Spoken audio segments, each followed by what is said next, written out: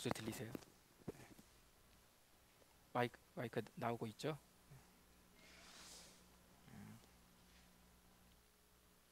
오늘은 저번 주에 이어서 건강한 준비 시리즈로 우리 두 번째 시간을 갖도록 하겠습니다.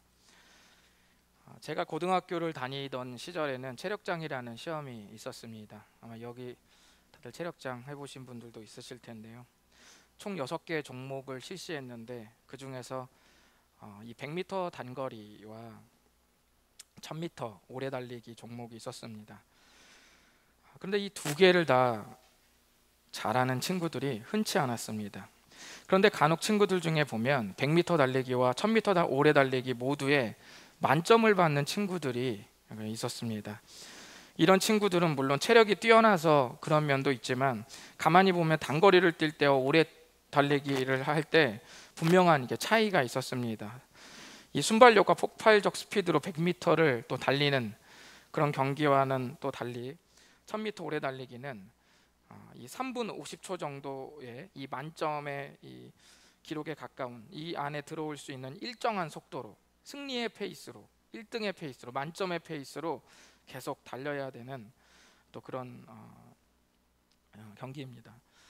순발력과 지구력은 이 달리는 모든 사람들에게 참 필요하지 않나 생각해 봅니다. 제가 길지는 않지만 목회를 해보니까 저를 포함해서 많은 그리스도인들에게 지구력 결핍이 수시로 찾아온다는 것을 제가 알게 되었습니다. 제가 개척을 해서 전도하면서 만나본 많은 분들 중에 한 번도 교회를 안 다녀본 분들은 한 명도 없었습니다. 아주 되게 꽤 적지 않은 수가 단순 한두 주 정도가 아니라 굉장히 오랜 동안 신앙생활을 했다가 이 중도에 신앙을 포기한 사람도 굉장히 적지 않게 만났습니다. 그분들은 모두 야심차게 신앙의 출발선에 섰지만 결승선에 가기 전 중도 포기하고 말았습니다. 제가 그분들을 비판하라는 것이 아니고요, 왜 그랬는지에 대해 고민이 필요하다는 말을 오늘 나누려고 하는 것입니다. 하나님은 우리의 신앙생활을 달리기에 비유하셨습니다. 우리는 지난주에 이어서 건강한 준비라는 제목으로 새 학기 또는 새해를 시작하는 신앙 준비에 대해 함께 나누고 있습니다. 지난주는 솔로몬이 하나님을 전심으로 찾았던 즉위 초반을 우리 김미구 전사님을 통해 살펴보았는데요. 지난주가 솔로몬의 즉위 초반에 어떻게 하나님께 나아갔는지에 대해 나누어 봤다면, 오늘 말씀은 솔로몬의 즉위 말년의 단면을 좀 살펴보려고 합니다. 달리기로 비유하자면 솔로몬의 지구력을 좀 살펴보려고 하는 것입니다. 즉위 초반과 비교하면 약 35년에서 40년이 지난 후의 이야기인데요. 결론적으로 말씀드리면 솔로몬은 출발은 잘했지만 결국 신앙적인 면에서는 결승선에 아름답게 들어가지 못했습니다. 솔로몬은 시작점에서 전심으로 주님을 찾은 그 모습 그대로 왜 결승선에 서지 못했을까요? 이 질문에 함께 대답해 보면서 오늘날 우리의 모습을 또한 함께 살펴보기를 원합니다. 오늘 말씀은 크게는 우리의 신앙의 삶 전체, 이 전반에 적용할 수도 있고, 작게는 내가 헌신한 1년 동안의 어떤 교사 또는 소그룹 리더로서 내가 어떻게 성공적으로 신앙을 잘 유지하면서 1년, 또 잘 섬기면서 1년을 보낼 것인가에 대해 적용할 수도 있고, 특별하게는 그리스도인 직장인으로서 특별히 내가 맡은 어떤 임무를 맡은 그 한 해에 적용해 볼 수도 있습니다. 그 외에도 신앙인의 부모로서 육아를 하는 이 기간 동안에 또 적용해 볼 수 있고, 정확히 말씀드릴 수는 없지만 특별히 어떤 결심을 어떤 분이 했다면 그 결심한 어떤 기간에도 우리가 이 말씀을 좀 적용해 볼 수 있을 것 같습니다. 솔로몬은 야심차게 출발했습니다. 준비의 전문가이신 하나님을 전심으로 찾았습니다. 그러나 솔로몬은 어느덧 서서히 변해가고 있었습니다. 누구도 그것을 의도하면서, 이 변질을 의도하면서 시작하는 사람은 없습니다. 그럼에도 불구하고 솔로몬은 급기야 통치 말년을 말씀을 보면 심각하게 변질되어 있는 것을 볼 수 있습니다. 1급수였던 신앙의 말기가 꾸정물처럼 오염되어 있었습니다. 그 징후를 알 수 있는 여러 단서들이 있는데 그 중에 하나는 솔로몬이 왕으로서 백성을 다루는 방식이 그 중 하나의 단서입니다. 저번 주에 여러분 전도사님을 통해 나누었던 역대하 1장에서 솔로몬이 즉위할 즈음에 1000번제를 드리며 하나님 앞에 지혜를 구할 때 분명 솔로몬은 백성들을 내 백성이라고 말하지 않고 주의 백성이라고 또는 당신의 백성이라고 이렇게 고백했습니다. 이 고백은 왕으로서 할 수 있는 아주 파격적인 그런 고백이었습니다. 오늘날의 버전으로 말하면 내 돈, 내 집, 내 통장, 내 땅, 내 시간, 마땅히 나를 주어로 수식할 수 있는 명사에 나 대신 주를 넣었다는 거예요. 이 당시의 왕은 거의 신이나 다름없는 이런 시대적 배경으로 생각해 봤을 때 이 고백은 내 백성이 아닌 주의 백성이라 고백하는 이 고백은 참으로 경건한 고백이 아닐 수 없습니다. 우리가 신앙이 뜨거울 때는 다 주님의 것이라고 고백합니다. 하지만 신앙이 냉랭해지는 영혼의 겨울이 찾아오면 주님의 것이 전부 내 것이 되어버린 우리들의 삶의 자리를 우리 여러분이 많이 살펴보셨을 것입니다. 솔로몬은 어느덧 주의 백성이 나의 백성이 되어버렸고 주의 나라가 나의 개인적인 나라로 둔갑해 있었습니다. 열왕기상 11장 1절은 그 힌트를 우리에게 주고 있습니다. 우리 1절을 한번 다 같이 읽어보겠습니다. 시작. 솔로몬 왕이 바로의 딸 외에 이방의 많은 여인을 사랑하였으니 곧 모압과 암몬과 에돔과 시돈과 헷 여인이라. 여기 보면 솔로몬이 많은 여인을 사랑했다고 되어 있는데 이렇게 보니까 솔로몬은 굉장히 어떤 그 이성에 대해서 참 관심이 많은 그런 사람이었나라고만 생각할 수 있는데 1절은 그런 의미보다는 어떤 걸 내포하고 있냐면 정치적인 정략 결혼을 지금 말하고 있는 겁니다. 1절에서 말한 나라들은 전부 이스라엘을 둘러싼 인접 국가들과 정치적인 정략 결혼을 솔로몬이 맺었다는 것을 우리가 알 수가 있습니다. 정략 결혼이 기형적으로 이렇게 많았다는 것은 솔로몬이 나라를 유지하기 위해 더 이상 하나님을 생각하지 않았다는 것이고 이스라엘도 더 이상 주의 나라가 아닌 자기 개인의 나라가 되어 있었다는 것을 암시하고 있는 겁니다. 솔로몬은 완전히 무너지고 말았습니다. 저는 솔로몬이 무너진 자리에서 우리가 무너지지 않기 위한 지구력 유지법을 좀 나누려고 합니다. 두 가지 여러분께 좀 말씀드리고 싶습니다. 처음 출발했던 이 승리의 페이스로 계속 달릴 수 있는 지구력 유지법, 첫 번째는 신앙 양심을 찝찝하게 만드는 은밀한 것들을 찾아내시라는 것입니다. 그것들이 결국 저와 여러분을 지치게 만들고 주저앉도록 만들 것입니다. 본문을 잘 살펴보시면 은밀한 것들이 어떻게 솔로몬의 신앙을 갉아먹고 있는지 우리가 알 수 있습니다. 1절에 보여드린 대로 우리는 처음에 솔로몬이 그 여인들을 사랑했다는 기록으로 우리 시작했다는 것을 여러분이 보셨습니다. 2절을 보시면 하나님께서 그렇게 조심하라고 한 당부에도 불구하고 오랜 역사적으로 이스라엘 백성들에게 굉장히 조심하라고 당부했던 이 명령에도 불구하고 솔로몬이 그 여인들을 계속 사랑했다고 기록되어 있는데 이 단어는 1절에 솔로몬이 사랑했다는 단어보다 더 강력한 단어입니다. 개역개정 성경의 1절과 2절이 전부 솔로몬이 여인들을 사랑했다고 기록되어 있지만 1절의 사랑과 2절의 사랑은 단어 자체가 완전히 다릅니다. 1절은 사랑하기 시작했다는 말이고 2절은 완전히 그 여인들에게 착 달라붙었다는 단어입니다. 더 강력한 단어예요. 그래서 2절에 사랑했다는 의미는 솔로몬이 그 여인들을 사랑하다 못해 완전히 그의 모든 정서, 그의 모든 심리, 그의 모든 관심, 그 모든 것들이 그 여인들에게 완전히 달라붙게 되었다라는 그런 말씀입니다. 이 표현의 이면에는 그 여인들에게 착 달라붙은 것만큼 하나님께는 더 느슨해졌다는 그 의미가 함께 담겨져 있습니다. 3절을 계속 보시면 여러분도 보시면 아시겠지만 후궁이 몇 명입니까? 700명입니다. 첩이 몇 명입니까? 300명입니다. 여기에는 여러 가지 견해들이 있습니다.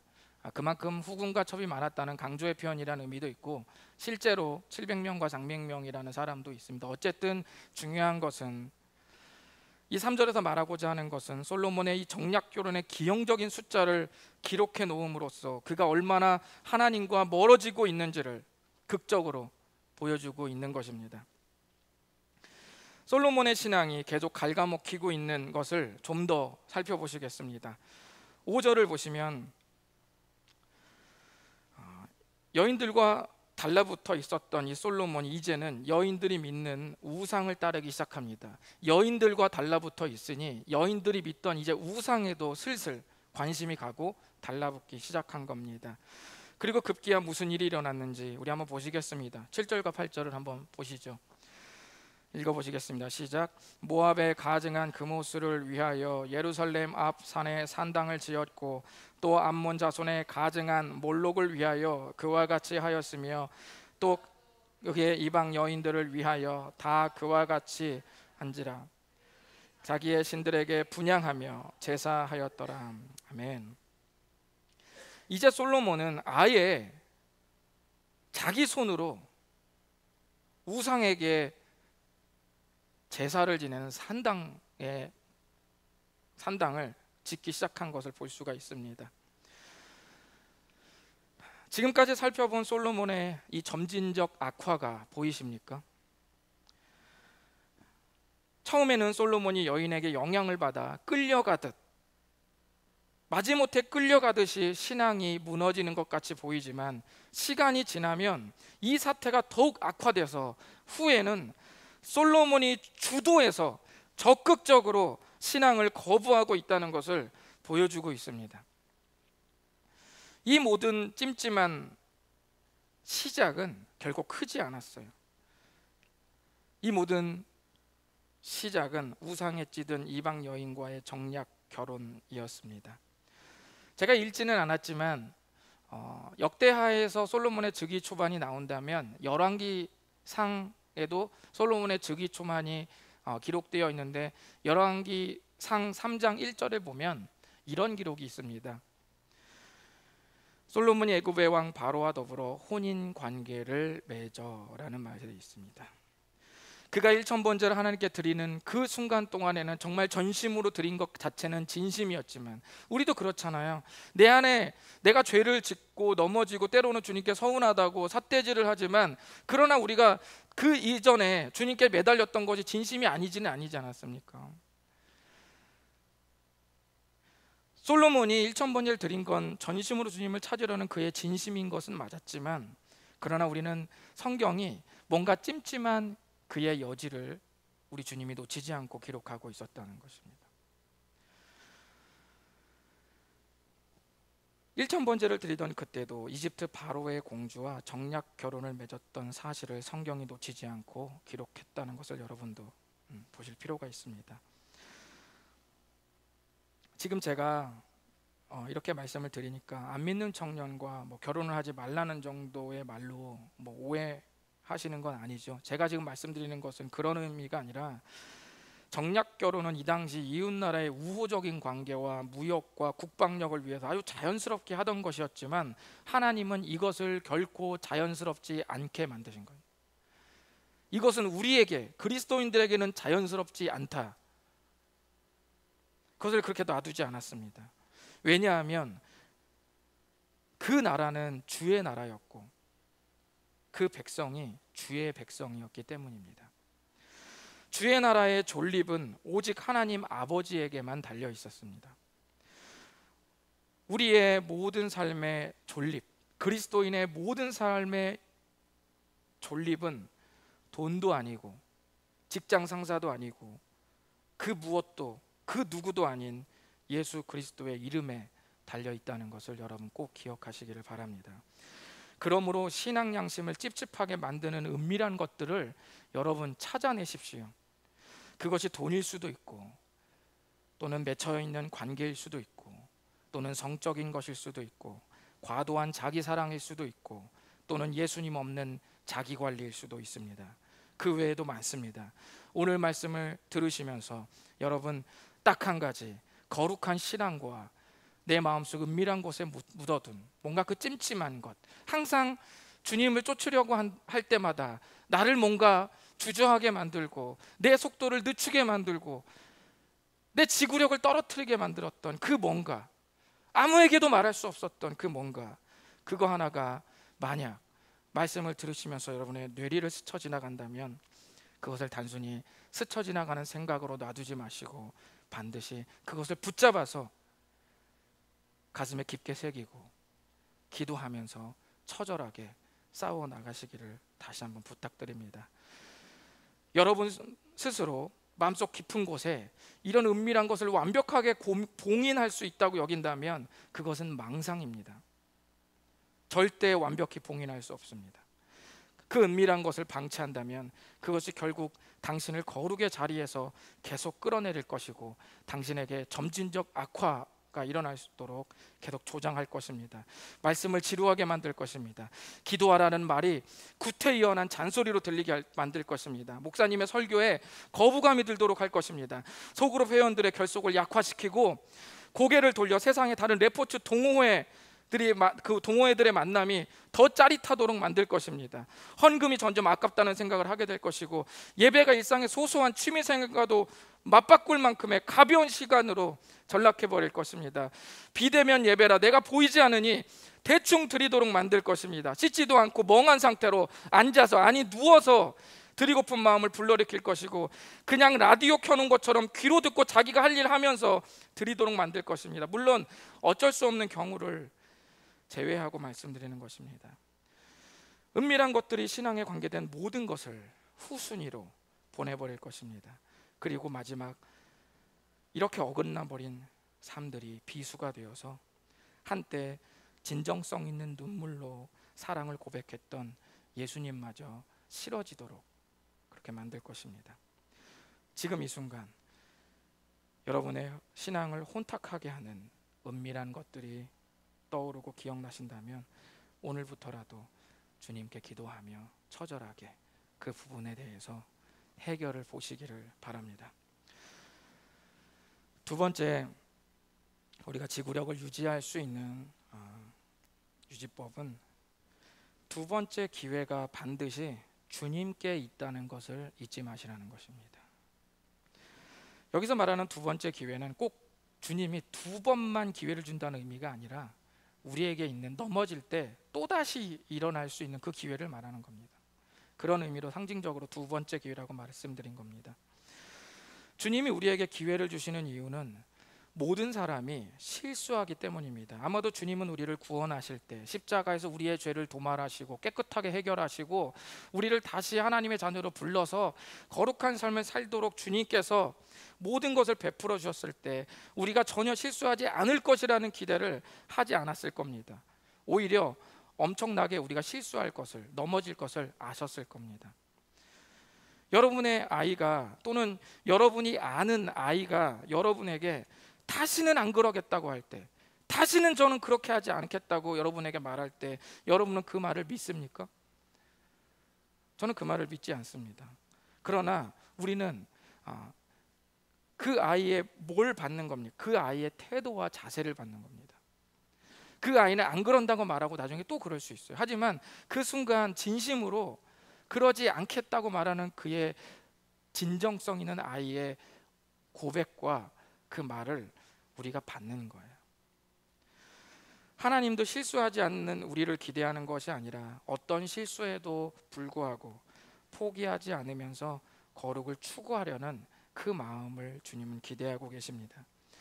넘어져서 일어나지 못하는 분들의 마음을 들여다보면 사실 그 순간 뭐가 있습니까? 망했다, 끝났다고 여기는 겁니다. 또 다른 기회를 염두하고 있지 않다는 거죠. 그 순간 그 심리가 그렇다는 거예요. 정서가 그렇다는 거예요. 나에게 두 번째 기회는 없다. 이제 나는 끝이다. 존재하지 않는다. 내 생에 또다시 이런 기회는 주어지지 않는다. 이런 생각이 우리에게 틈타는 것이죠.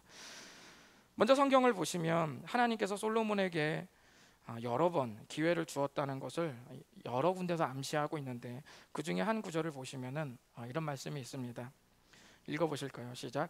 솔로몬이 마음을 돌려 이스라엘의 하나님 여호와를 떠남으로 여호와께서 그에게 진노하시니라. 여호와께서 일찍이 두 번이나 그에게 나타나시고. 아멘.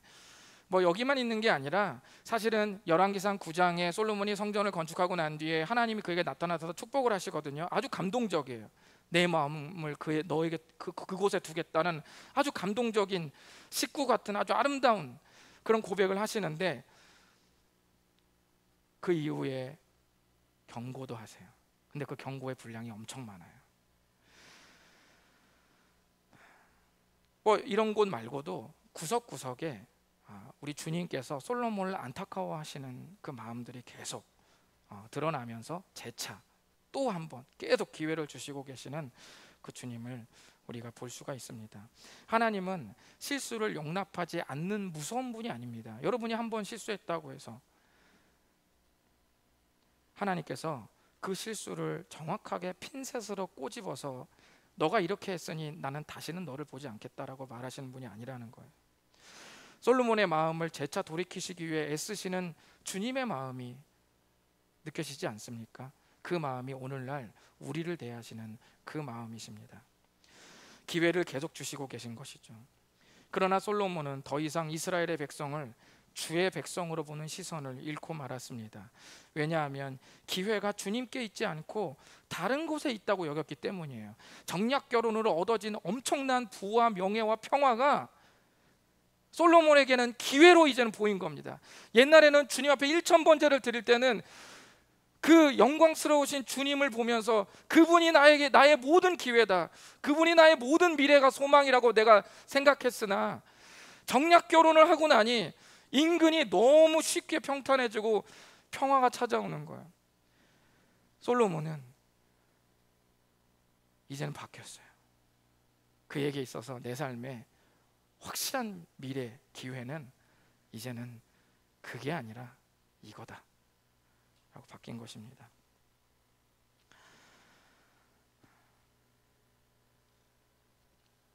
기회는 한 번이 아니라 여러분이 넘어지고 무너진 그 자리에서 계속 주어집니다. 중요한 것은 넘어지지 않는 게 아니라 포기하지 않는 거룩의 추구입니다. 청년 시절에 장대비가 쏟아지던 어느 날, 저는 전철을 타기 위해 지하로 뛰어내려가고 있었습니다. 그런데 지하에서 어떤 나이든 분이 이제 저 아래에서 우산을 이제 접었을 거 아니, 이제 위에 올라가면 피하셔야 되잖아요. 그걸 들고 이렇게 접은 채로 노신사분이 올라오고 있었어요. 곧 펴겠죠. 그런데 우산을 펴야 할 계단 중간쯤에서 우산을 펴려다가 우산을 이렇게 놓친 거예요. 그래서 그 우산이 저 지하까지 다시 이렇게 막 떼굴떼굴 이렇게 우산이 이렇게 떨어지면서 내동댕이 쳐졌습니다. 그것을 본 순간 제가 어떻게 했어요? 저는 그냥 지나가지 않죠. 바로 딱 그 바쁜 와중에서도 그걸 다시 집어서 다시 계단을 올라가서 그 노신사분을 제가 드렸습니다. 그리고 다시 내려가려는 그 순간 노신사분이 제 손목을 탁 잡았습니다. 눈빛을 보니 너무 감동한 듯했어요. 마치 제가 그 눈빛을 읽었어요. 요즘 시대에도 이런 청년이 있다니 라는 그런 눈빛이었습니다. 그러면서 너무 감동이 돼서 그분이 말씀하시기를 괜찮다면 사례를 하고 싶다고 저한테 말씀하셨습니다. 제가 아닙니다, 괜찮습니다 라고 말하고 급히 또 내려가려고 하는데 다시 한번 제 손목을 더 꽉 잡더니 너무 고마워서 사례를 하고 싶으니 그렇게 해달라고 다시 한번 요청을 했습니다. 딱 봐도 정말 돈이 많은 노신사분이었어요. 갑자기 저는 기대가 되기 시작했습니다. 뭔가 기회가 될 수도 있겠다라는 생각이 들면서 내 마음에 사심이 올라오기 시작했어요. 작은 선행으로 대학 등록금을 지원받았다는 이야기가 있던데 그 주인공이 나인가? 이런 생각이 들면서 스물스물 올라왔습니다. 그분은 저를 전철 옆 노점상으로 데리고 가더니 에이스 크래커 하나를 사서 손에 쥐어주시고 그러고 떠나셨습니다. 세상은 언제나 우리에게 부풀려진 기대를 이렇게 안겨줍니다. 내 모든 걸 다 해줄 것처럼. 아파트를 사도 그 아파트에 내 모든 미래가 다 들어가 있는 것처럼 광고 문구가 다 되어 있고 모든 게 우리에게 자유롭게 할 것처럼 안겨줍니다.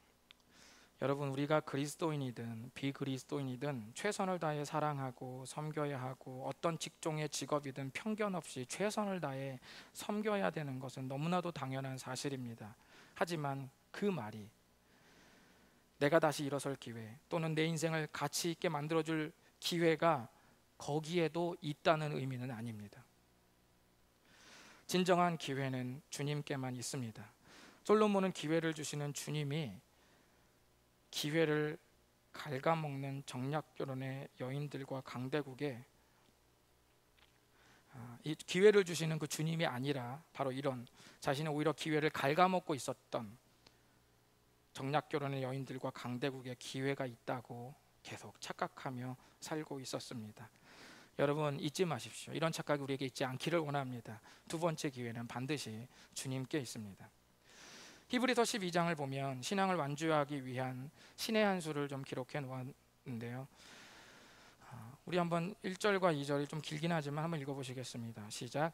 이러므로 우리에게 구름같이 둘러싼 허다한 증인들이 있으니 모든 무거운 것과 얽매이기 쉬운 죄를 벗어버리고 인내로써 우리 앞에 당한 정주를 경주하며 믿음의 주요 또 온전케 하시는 이인 예수를 바라보자.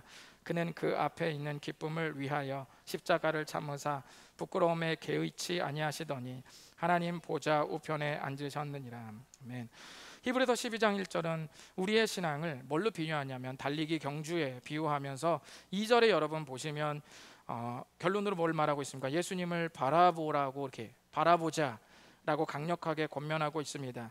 주님은 우리들에게 잠재력을 키워라, 너의 내적 역량을 개발해라 라고 말씀하시지 않았습니다.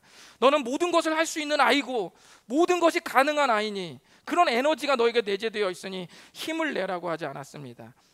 시작된 경주를 마칠 수 있는 비결이 오히려 의외로 예수님을 바라보는 것에 다 있다고 그렇게 말씀을 하셨습니다. 예수님을 바라보는 것과 내가 어떤 신앙의 경주를 완주하는 것이 무슨 관계가 있길래 그런 권면을 하셨을까요? 여러분 계속해서 2절을 보시면 예수님이 어떻게 자신의 삶에서 사명의 경주를 완주하셨는지 자세히 기록했습니다. 성경을 계속 2절 이 뒷부분을 보시면 예수님이 어떻게 신앙을 완주했냐면 여기 보시면 하나님 보좌 우편에 앉으셨느니라는 말이 신앙의 경주를 완주했다 그 말이에요. 원래 주님의 자리가 여기였어요. 떠났다가 모든 사명 완수하시고 다시 정확하게 영광스러운 하나님 보좌 우편에 앉으셨다는 거예요. 그런데 그 사이에 어떻게 그 과정을, 그 굴곡진 과정을 예수님이 지나셨냐, 중도 포기하지 않고 지나셨냐, 뭐라고 말씀하시냐면 그 앞에 있는 기쁨을 위하여 십자가를 참으셨다 이렇게 말씀하셨습니다. 그 앞에 있는 기쁨이 무엇일까요? 그 앞에 있는 기쁨, 그것은 죄와 사망을 완전히 정복하고 영광스럽게 다시 아버지 보좌 우편으로 가실 바로 그 기쁨입니다. 십자가를 통과했을 때 바로 그것이 눈에 보이고 그 사명이, 그 약속이 있다는 것을 아시고 그것을 보고 십자가를 참으셨다고 오늘 성경은 말씀했습니다. 그런데 예수님이 고난을 참고 신앙의 경주를 완주하신 것과 우리가 고난을 참고 신앙의 경주를 완주하는 것이 좀 달라요. 예수님은 이렇게 그 앞에 있는 기쁨을 위하여 십자가를 참으셨는데 그럼 우리도 이렇게 하는 것이냐? 그것이 아니라는 거예요. 예수님은 그 앞에 있는 기쁨을 보고 십자가를 참으셨는데 그럼 우리는 어떻게 참아내느냐? 어떻게 신앙을 완주하느냐? 모든 것을 완주하신 예수님을 보고 신앙의 경주를 완주한다는 것입니다. 히브리서 12장은 바로 이런 중요한 두 가지를 우리에게 말씀하고 있습니다. 우리는 이미 결승선에 도착하신 예수님을 바라보는 것으로 신앙의 완주를 할 수 있다고 말씀하는 거예요. 그러므로 예수님을 바라보는 것이 예수님께서 이루신 모든 것을 전부 함께 바라보는 것입니다. 그분을 바라보는 게 그분에 관계된 모든 약속을 다 바라보는 거예요. 바라보는 것은 멍하니 있는 게 아닙니다. 여러분 보는 것은 두 종류 아시죠? 멍하니 보는 게, 초점 없이 멍하니 보는 것도 보는 겁니다. 목적 없이 그냥 보고 있는 것도 보는 거예요.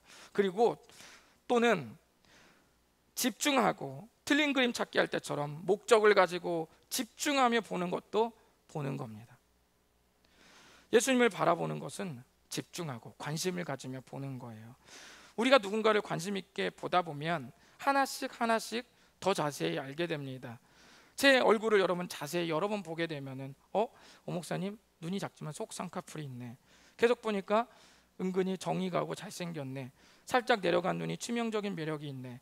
등등 시작해서 목소리, 말투, 기질, 가치관 등등 계속 알아갑니다. 여러분 제가 요즘에 유튜브에서 목소리 좋다는 말을 너무 많이 듣고 있어요. 이건 뭐 태어나서 있을 수 없었던 일들이에요. 그분들이 저의 가치를 계속 확인하는 거예요. 제 목소리를 계속 보니까, 계속 들으니까 확인하는 거예요. 마찬가지로 우리가 예수님을 계속 바라보면 그 다음에 예수님의 온유한 성품, 그분의 따뜻한 말투, 사랑을 대하셨던 모습, 노력하는 사랑, 편견 없는 관계, 사랑의 시선 등등이 세부적으로 보이고, 그 다음은 그분이 나를 위해 하신 일이 보이고, 그 다음은 그분이 이루신 모든 것이 보이면서 마침내 내가 바라봤던 그 예수님이 영광스러운 바로 그 예수님, 내가 겪는 모든 것을 덮어버리고도 남으실 만한 그 영광의 주님이라는 것이 비로소 끄덕여지고 인정된다는 것입니다. 그러다 보면 신앙을 완주해 있는 자신을 발견합니다. 그래서 예수님을 히브리서 12장에 뭐라고 수식했냐면 믿음의 주요 또 온전케 하시는 이인 예수님을 바라보라고 그렇게 얘기를 한 것입니다. 믿음의 주요 또 온전케 하시는 이라는 이 말은 바로 예수님이 믿음의 원천이다 그 말이에요. 믿음의 주라는 뜻이 믿음의 원천이다 이 뜻이에요. 그러니까 예수님이 저와 여러분의 가진 믿음의 원천이기 때문에 그 원천에서 눈을 떼지 않는 것이 완주의 비결이다 말씀했습니다. 여러분, 솔로몬이라는 이름이 무슨 뜻인지 아세요? 평화라는 뜻입니다. 그러나 아이러니하게도 솔로몬 다음 때 나라가 둘로 나뉘었습니다. 아이러니하게도 그의 즉위와 재임 기간을 거쳐 평화로웠던 나라는 두 동강이 났습니다. 기형적인 숫자의 정략 결혼으로 강대국들과 끈끈하게 맺어놓은 결속도 나라의 분열을, 평화롭지 못한 자기의 나라를 막을 수는 없었습니다. 평화의 이름을 가진 왕이 가장 평화롭지 못한 시대를 만들어 놓은 이 반전을 우리는 오늘 눈으로 목도하면서 우리는 스스로를 솔로몬의 거울로 좀 비춰보기를 원합니다. 모든 것이 완벽했던 것 같지만 신앙을 오염시키는 은밀한 것들을 방치했던 모습이 없는지 스스로 비춰보시기 바랍니다. 또 기회를 찾아 예수님과 관계없는 곳을 기웃거렸던 그 모습이 아름다운 완주를 방해하고 있지 않았는지 살펴보시면서 우리 모두 아름답게 결승선에서 볼 수 있기를 바랍니다. 기도하겠습니다. 오늘 이 시간 주님께 이 시간 기도하고 나아가시면서 솔로몬의 거울로 우리의 영혼을 좀 비춰보시고 기도했으면 좋겠습니다. 내가 주님께 열심히 한편으로 있는 것은 맞지만 그러나 내 안에 어떤 그림자, 내 안에 어떤 은밀한 그런 부분들이 있다면 한번 깊이 생각해 보시기 바랍니다. 또는 내가 다른 곳에서 기회와 희망을 찾지는 않았는지 한번 고민해 보시기 바랍니다. 이 두 가지가 우리에게 계속 잔재해 있는 이상은 끊임없이 우리가 신앙을 완주할 수 있는 이 지구력이 계속 떨어질 수밖에 없습니다. 주 앞에 기도하시면서 주님, 오늘 솔로몬의 거울로 제 마음을 비춰봅니다. 영혼을 비춰봅니다. 주님, 내 안에 신앙 양심을 찝찝하게 하고 거리끼게 했던 은밀한 것 주님 더 알게 하시고 찾아내게 하시고 기도하면서 처절하게 싸워 제거하게 도와주시옵소서. 주님, 또한 두 번째 기회, 나에게 또 다른 희망은 오직 주님께만 있음을 고백합니다. 이렇게 주 앞에 기도하시면서 하나님 앞에 우리의 믿음을 위해서 함께 기도하고 헌신하며 나아가시겠습니다.